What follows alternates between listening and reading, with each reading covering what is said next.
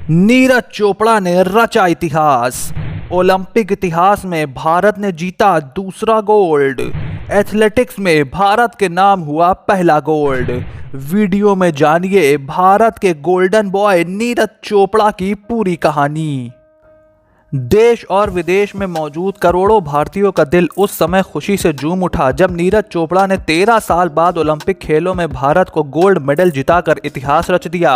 Olympic इतिहास में ये भारत का सिर्फ दूसरा गोल्ड मेडल है और इस बड़ी जीत के बाद पूरा देश नीरज चोपड़ा को प्यार और धन्यवाद भेज रहा है। आम आदमी से लेकर नेता, अभिनेता और क्रिकेटर्स भी नीरज चोपड़ा की तारीफ के कसीदे पढ़ रहे हैं और पूरा देश खुशी से झूम रहा है। लेकिन क्या आप जानते हैं कि देश को इतने खुशी का पल देने वाला नीरज चोपड़ा आखिर कौन है? अगर नहीं जानते तो इस वीडियो को आखिरी तक जरूर देखिएगा, क्योंकि हम आपको नीरज के जीवन की ऐसी कहानियां बताने जा रहे हैं जो आपने पहले कभी नहीं सुनी होंगी। तो चलिए अब बिना देर किए शुरू करते हैं। 24 दिसंबर 1997 को जन्मे नीरज की कहानी शुरू होती है पानीपत के एक छोटे से गांव से, जहां लड़कपन में नीरज भारी भरकम हुआ करते थे। करीब 80 किलो के वजन वाले नीरज कुर्ता पैजामा पहनते थे और सब उन्हें सरपंच बुलाते थे। फिटनेस ठीक करने के हिसाब से वो पानीपत में स्टेडियम जाने लगे और दूसरों के कहने पर जेवलिन में हाथ आजमाया और वहीं से सफर शुरू हुआ। बेहतर सुविधाओं की तलाश में नीरज पंचकुला शिफ्ट कर गए और पहली बार उनका सामना राष्ट्रीय स्तर के खिलाड़ियों से हुआ। उन्हें बेहतर सुविधाएं मिलने लगी। जब राष्ट्रीय स्तर पर खेलने लगे तो खराब क्वालिटी वाली जेवलिन की बजाय हाथ में बढ़िया जेवलिन आ गई और धीरे धीरे नीरज के खेल में तब्दीली आ रही थी। जब 2016 में भारत पीवी सिंधु और साक्षी मलिक के मेडल का जश्न मना रहा था तो एथलेटिक्स की दुनिया में कहीं एक नए सितारे का उदय हो रहा था। ये वही साल है जब नीरज ने पोलैंड में अंडर-20 वर्ल्ड चैंपियनशिप में गोल्ड मेडल जीता। जल्द ही ये युवा खिलाड़ी अंतर्राष्ट्रीय स्तर पर छाने लगा। उन्होंने गोल्ड कोस्ट में हुए राष्ट्रमंडल खेलों में 86.47 मीटर के जेवलिन थ्रो के साथ गोल्ड मेडल जीता तो 2018 में एशियाई खेलों में जेवलिन थ्रो कर राष्ट्रीय रिकॉर्ड बनाया और स्वर्ण पदक जीता। लेकिन 2019 नीरज चोपड़ा के लिए बेहद मुश्किल भरा रहा। कंधे की चोट के कारण वो खेल नहीं पाए और सर्जरी के बाद कई महीनों तक आराम करना पड़ा। फिर 2020 आते आते कोरोना के चलते अंतर्राष्ट्रीय प्रतियोगिताएं नहीं हो पाईं।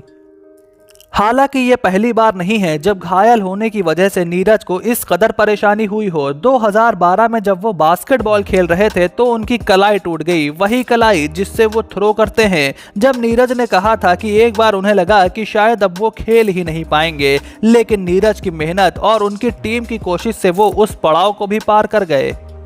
आज की तारीख में भले ही उनके पास विदेशी कोच है, बायोमैकेनिकल एक्सपर्ट्स हैं, पर 2015 के आसपास तक नीरज ने एक तरह से खुद ही अपने आप को ट्रेन किया, जिसमें घायल होने का ज्यादा खतरा बना रहता है। उसके बाद ही उन्हें अच्छे कोच और दूसरी सुविधाएं मिलने लगी। रियो ओलंपिक में खेलने से नीरज चूक गए थे, क्योंकि उन्होंने क्वालिफिकेशन मार्क वाला थ्रो जब लगाया तब तक क्वालिफाई करने की आखिरी तारीख निकल चुकी थी। ये नीरज के लिए दिल टूटने वाला अनुभव था, लेकिन टोक्यो में नीरज ने ऐसा नहीं होने दिया।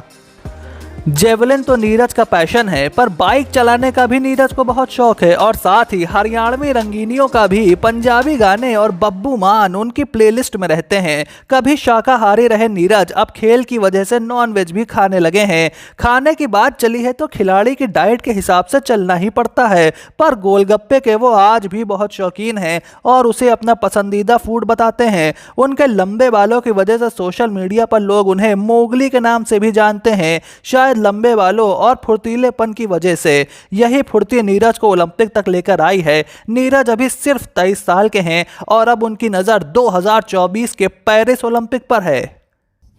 और हम तो यही उम्मीद करेंगे कि नीरज चोपड़ा इसी तरह हट्टे कट्टे चुस्त और तंदुरुस्त रहें और भारत के लिए एक नहीं, दो नहीं, बल्कि कई गोल्ड मेडल जीतें। तो दोस्तों, नीरज की ये कहानी जानकर आपको कैसा लगा? अगर आपको ये वीडियो अच्छा लगा तो इसको शेयर करना बिल्कुल भी ना भूलिएगा। साथ ही में हमारे चैनल स्पोर्ट्स एनकाउंटर को यूट्यूब पर सब्सक्राइब कीजिए। हमारे फेसबुक पेज को भी ज़रूर लाइक कीजिए। नोटिफिकेशन की घंटी को भी ज़रूर बजाइए और स्पोर्ट्स से जुड़ी ऐसी ही तमाम रोचक जानकारी के लिए बने रहिए स्पोर्ट्स एनकाउंटर के साथ।